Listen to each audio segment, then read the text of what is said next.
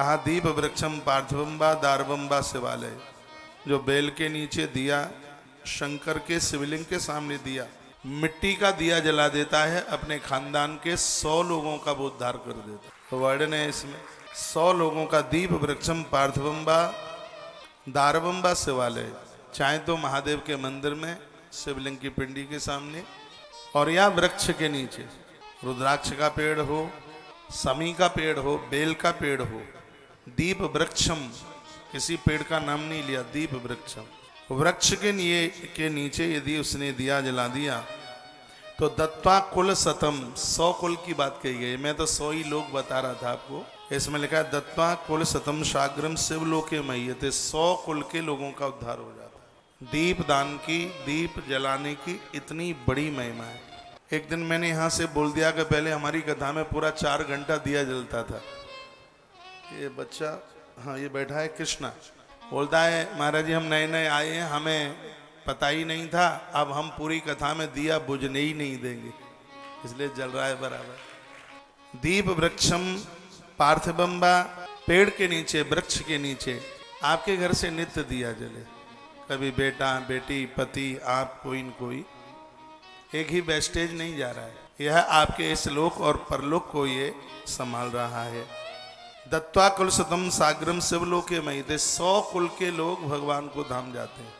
आयुषम ताम्रजम वापी रौप्यम सौवड़िकम तथा, ये मिट्टी के दिए की बात है। और भी कुछ दिए हैं जो उम्र बढ़ाते हैं, वो लिख लें आप, क्योंकि मेरी बात व्यासपीठ से सब बातें प्रमाणित होती हैं। मैं बिना श्लोक सूत्र बोले कोई बातें ही नहीं करता।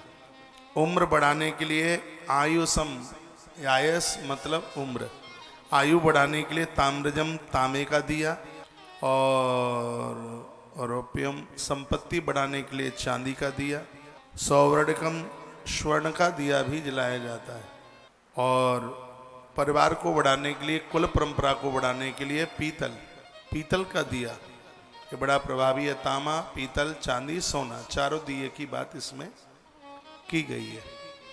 अब सोने का जो दिया है सौवर्णकम तथा, यह हमें तमोगुण से मुक्त कर देता है। सोने का भी दिया होता है, गुस्सा क्रोध ये सब चीजें खत्म हो जाती हैं, क्योंकि 3 धातुएं, एक है रजोगुड़ी, एक है तमोगुड़ी और एक है सतोगुड़ी।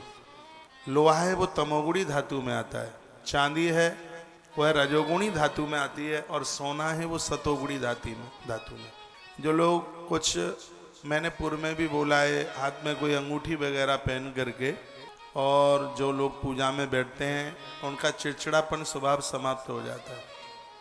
अपनी अंगूठी रात को गंगा जल में या जल में डालें और सुबह उस जल को पी लें। सोने की अंगूठी उसमें डाल दें, सुबह उस जल को पी लें। एक तो बुढ़ापा जल्दी नहीं आएगा, और दूसरी बात है जीवन में क्रोध नहीं आएगा, आप क्रोध जीत लेंगे। ये स्वर्ण का प्रभाव है। सोने को सात्विक गुण में लिया गया, सतो गुण में लिया गया। सोने के दिए में भगवान को दीप जलाने से लोग अपना क्रोध जीत लेते हैं, मन को काबू में कर लेते हैं।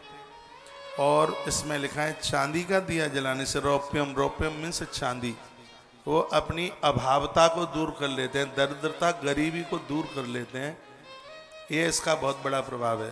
तांबे का दिया जलाने से आयुष वृद्धि, उम्र बढ़ा लेते हैं। और पीतल का दिया जलाने से वंश वृद्धि बढ़ती है, वंश नहीं रुकता।